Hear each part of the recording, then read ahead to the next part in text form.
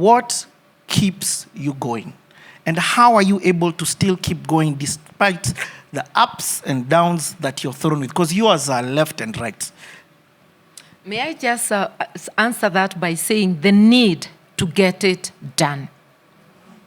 Consider yourself, and this is something most women would resonate with. You are walking in your house or even in your place of work, and there are people who are employed to do the cleaning. But you find a used cup on your way or something. The instinct will be to pick it, return it where it should be, and then ask who left it there. You will not walk by it. So for me, the country is my home.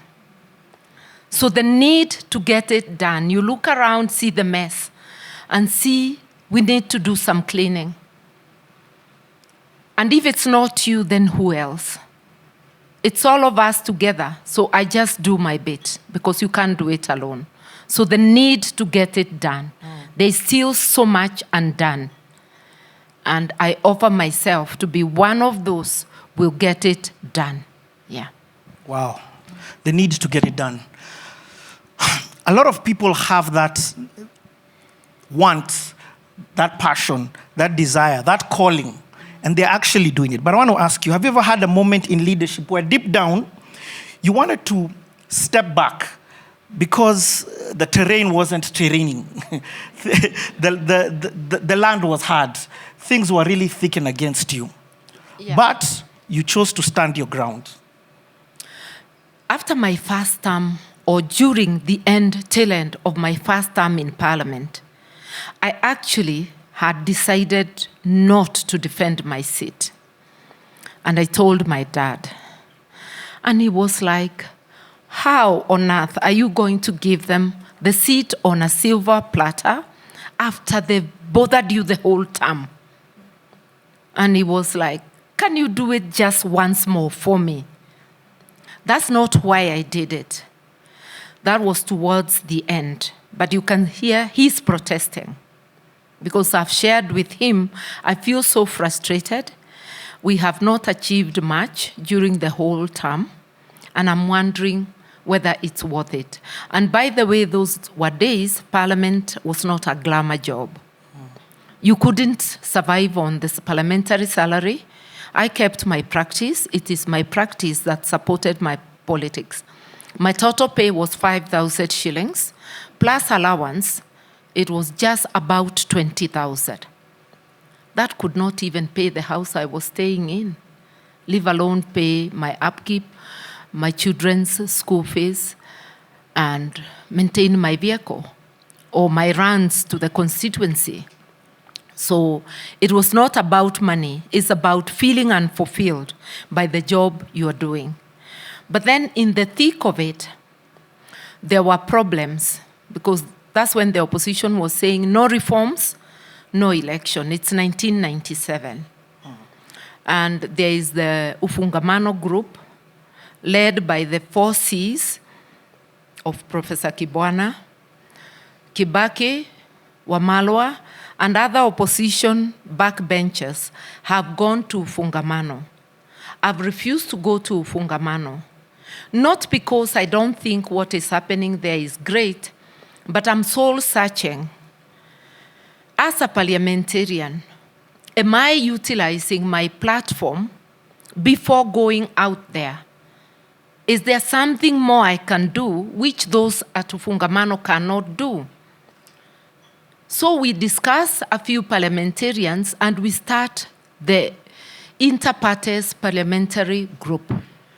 At that time, sitting down as a bipartisan group was a big deal, because we were not even on speaking terms with Kanu politicians, a majority of them. And even in Parliament, you speak as opposition, they boo. They speak, we boo. So it's a madhouse. But this time, so bad by what is happening in the country and the threat of the situation running out of hand, because there were run-ins almost every other day. Police beating up demonstrators in the streets and all that. Those pictures you see of Reverend, I'm forgetting the name of my good PCA Reverend, Joya, being beaten. Those are the scenes. If you've ever seen Charity Ngiru running, a photo of her running, those were the days. That was the Fungamano group being beaten on the streets by the police. And so we were asking ourselves what we can do. And we agreed to sit together as a bipartisan group, and we started discussing minimum reforms before the elections to cool down the country. And that's what made me run again. When we managed the IPPG reforms, which, by the way, are the very same reforms that enabled us to win in 2002. Yani, there was no space for opposition. We couldn't hold meetings. You had to seek a permit from administrators. You're seeking a permit from the DO, and then it will be given to the police, and you can get the permit, and on the day of the meeting, they withdraw the permit. Every time we went to our constituencies, on one occasion, I literally almost fought with my DO, coming to grab my mic, and it's my mic, from my hand to stop my meeting. I grabbed his kofia because that is symbol of authority. I threw it away and told him if that's what is making him big-headed, we are going on. He's the one who fled the meeting, and I went on. So such scenes. So we now amended the Public Order Act to remove the issue of permits.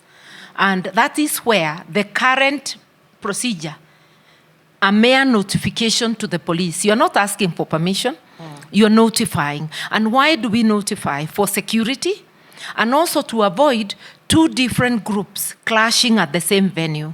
So whoever goes first is the one with the venue. So once your notification is accepted, they can't accept another one for the same venue. The radio was only reporting the government, nobody else. So we changed the law that the Kenya Broadcasting Corporation had to give airtime during campaign time. Same airtime to the opposition as to government. We changed several things to level the playing field. It wasn't completely level, but it was something. That made me get a sense of fulfillment. And that's when I decided to run. So if you're asking whether I've ever felt discouraged, in life we always do. But you have to hold yourself together and think of a way to overcome. So this was an opportunity we overcame. And although the whole 5 years there wasn't much achieved, this, for me, was a big achievement. Wow. Hey, you're getting your money's pay. It's good. Thank you so much, Martha. I love the vulnerability with which, and the honesty with which you are sharing your life story and the nuggets that come with it. I want to rewind us back. History is so important. Part of the reason why I love doing CTA is because of the history. I'm aware that I'm packaging history that a whole generation just doesn't understand it. And I want to talk about your first time in getting into public. There's something in the public sector, MP. There's something that you had to have done in order to get that. And that is win the trust of the people. There's no way you could have gotten into that position without winning trust.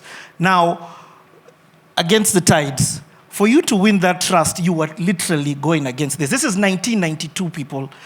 Women running, multipartism is just coming into the picture. You have gone against, you've been kicked out of one party, had to be for the silly. Now you're in DP. You've told the president or the chairman of DP at that time, listen, Mwai Kibaki, do not come to my constituency. I want to go and build the trust on my own. Everything was against you, but you still overcame and won. My question is, because there are different leaders here, and without others supporting you, it's difficult for you to achieve that which you need to achieve. How are you able to build the trust with the people within your constituency to win? I think I must say first that I had a head start. Why? Because as a young lawyer, I started as a magistrate. Mid-87, I quit being a magistrate, go into private practice. I become an activist immediately within the Law Society. Eventually, I get elected as a council member, I believe in 88, 89, or 89, 90. I get elected. And we are very vocal in the Law Society under the leadership of Moite. We are issuing statements against the government, but even before I get elected to the Law Society, how do I get elected? I'm leading young lawyers. We are telling off our leadership for being too cozy with the government, and we are doing what we think they should be doing. We are not just telling them off. We are getting ourselves together as young lawyers. We would author statements, take them round for signatures, mostly by young lawyers, issue them to the press. And because the dissenting voices were not many, it was just a few religious leaders and the Law Society. So we got a lot of coverage. When KTN came, it was like KBC would start, Mutukufu Daniel, Arab Moi. KTN, Law Society, members of the Law Society, and they would even read out our names. So I had become a household name before being elected because of activism within the Law Society. The statements would always begin Martha Njoka, that was my name then, Martha Kome, and the rest. To the extent my father would ask me, why must your name be on top? Can't it be somewhere in the middle? He supported what I was doing, but he feared for me. So I told him, look, I'm the one who is writing these statements. I can't take to other people to sign when I have not signed. So he understood and let me be. So I am going to the constituency as already a known name, but they have not seen the person.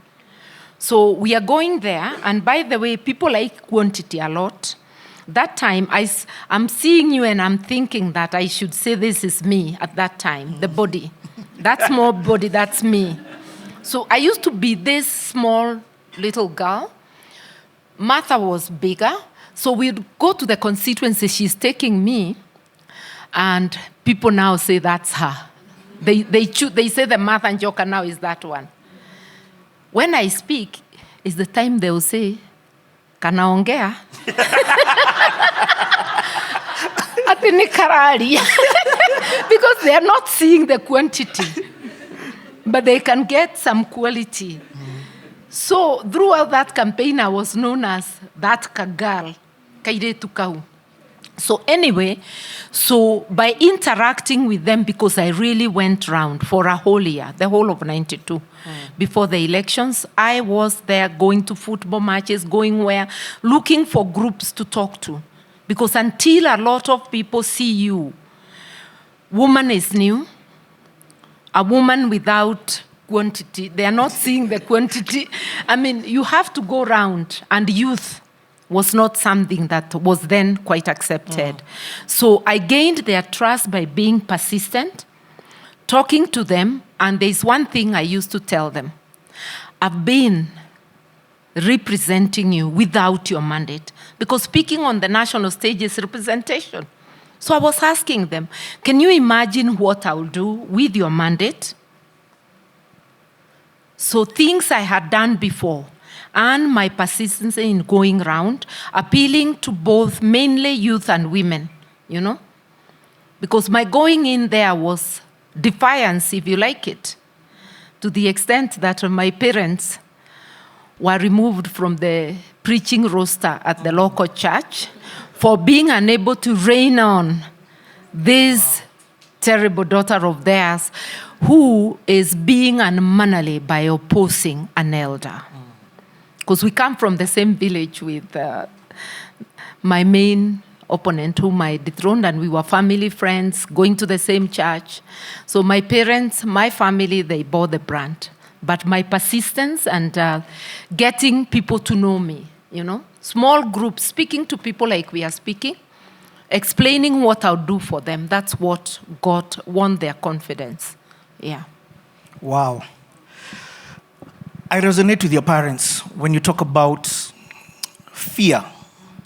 Fear is such a major hindrance in people's lives. Fear is probably one of the biggest hindrance in the leadership journey of very many people. And fear rightfully so.